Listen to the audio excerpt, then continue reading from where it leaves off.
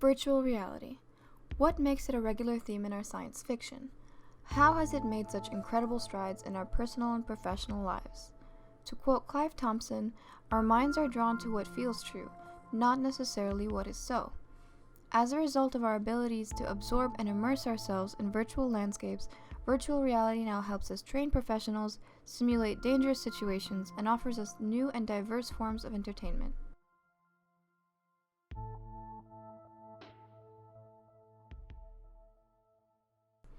iHeartRadio and Universal Media Group announced that they would be teaming up to bring virtual reality to several concerts in 2016.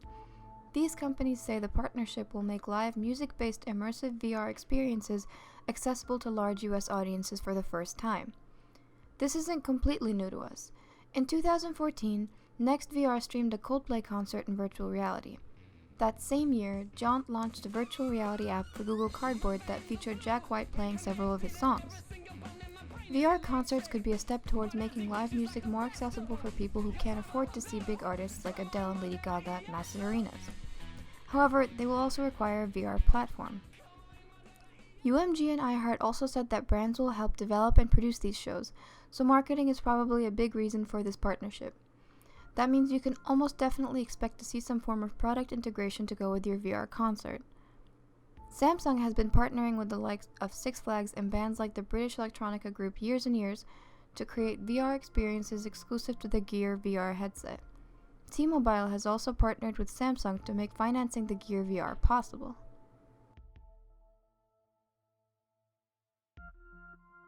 The integration of virtual reality and gaming has been a dream for gamers. Virtual reality is the ultimate tool for immersion. The reason it has been nothing more than a dream is simple. The technology was not there, and when it was, costs were too high, the technology was too limited. Nintendo first attempted to bring VR to the mass market with the Virtual Boy in 1995, but it was an unmitigated disaster and discontinued in less than a year. 21 years later, 3 companies attempt to bring back virtual reality to the gaming masses. HTC partnered with the PC gaming giant Valve to create the HTC Vive. The Vive is priced at a steep $799, not including a high-end PC required to effectively run the device. With the room-scale technology for allowing gamers to move around in an enclosed space, coupled with Valve's online Steam store infrastructure, it is the most complete experience one can currently have. The Oculus Rift is the VR machine that brought VR back to gaming's forefront. After being purchased by Facebook, it is obvious that its new owners have big plans for its future. Priced at $599 with a high-end PC required, it is the more comfortable device for long gaming sessions, but does not yet include motion controls which are planned to be released later this year. This is a device that is still currently meant to be played sitting down. Perhaps Sony is making the most intelligent approach to its virtual reality market by making the PlayStation VR headset priced cheaper than its competitors at $399. It only requires the PlayStation 4 to use, which is affordable and a gaming device that millions around the world already have. As millions more continue to purchase the PlayStation 4, they become potential customers for Sony's VR headset. The high-end PCs required to run the Oculus Rift and the HTC Vives are still a very small market. The military uses VR to train and prepare soldiers for different combat situations.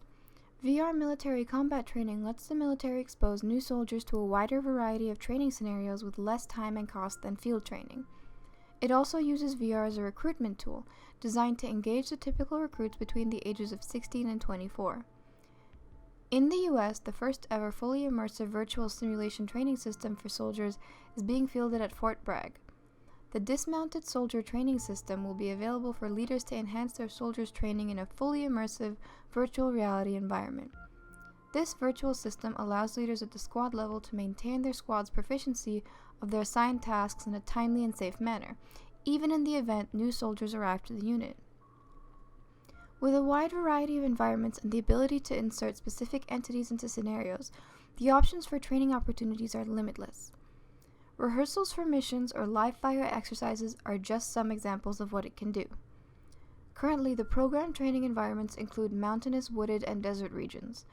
These are intended to simulate places like Afghanistan and Iraq, but are not limited to these specific scenarios. Virtual Soldier multifunction workstations allow additional virtual soldiers, vehicles, neutral or opposing forces to participate in the training and is controlled by a keyboard and mouse by an additional individual. Finally, there is an after-action review to allow for an assessment of the scenario. Soldiers can watch as the events unfold with radio communication between squad members and shots fired. This area can be configured to a real-time station that allows visitors to witness what is taking place in the virtual world.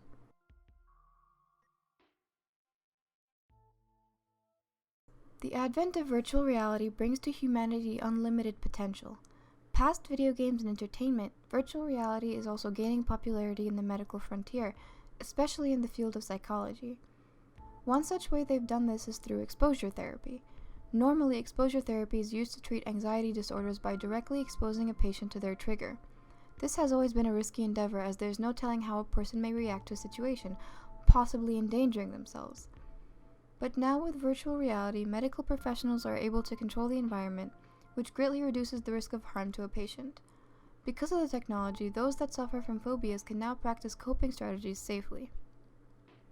We also see similar treatment for veterans that suffer from PTSD.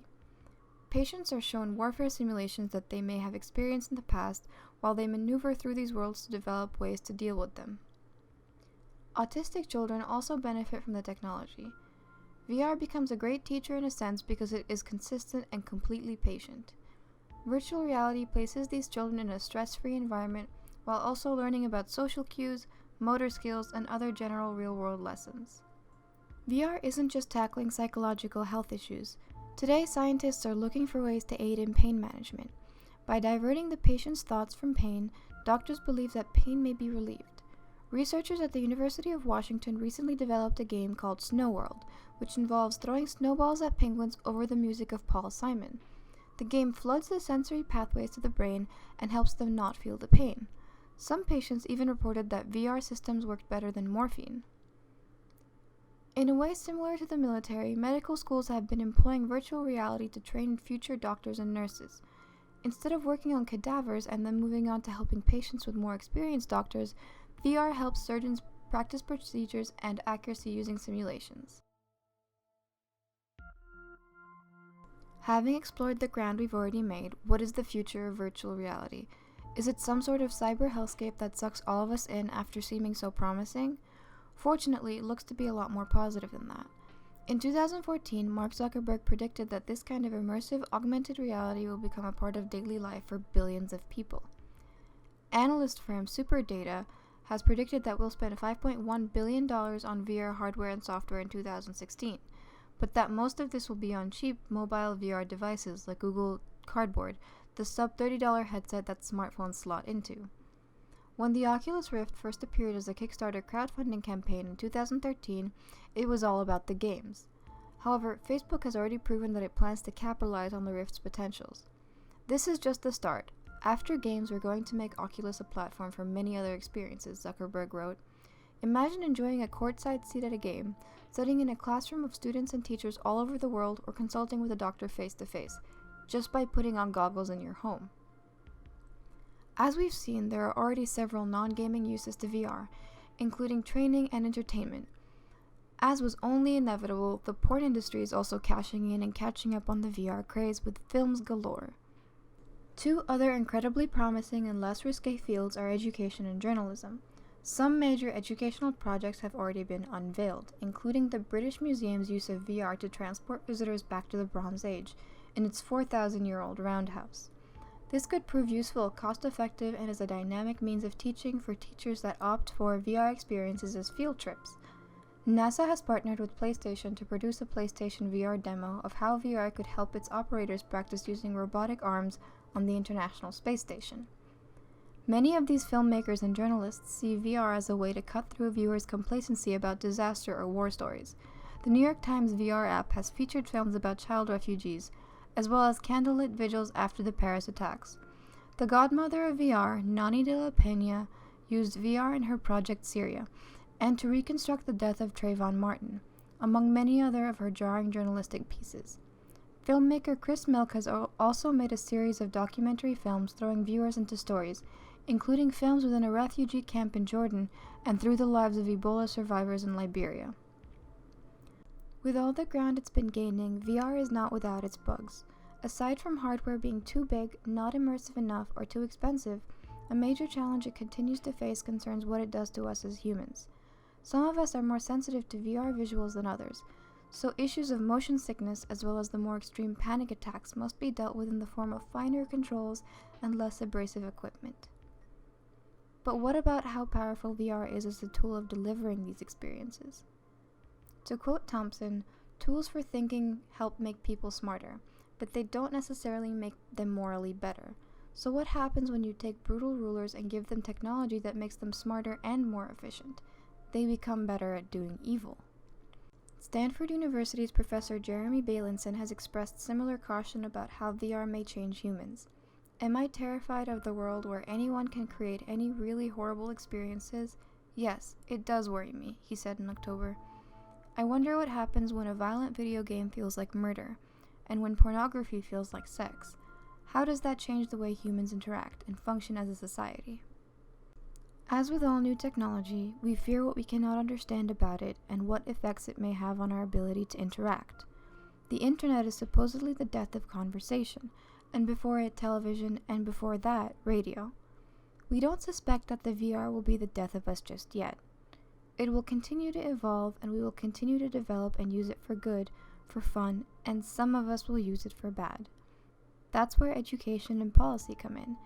We have yet to figure out how to solve or deal with issues of the internet, but that does not stop it from being a largely positive and integral part of our lives.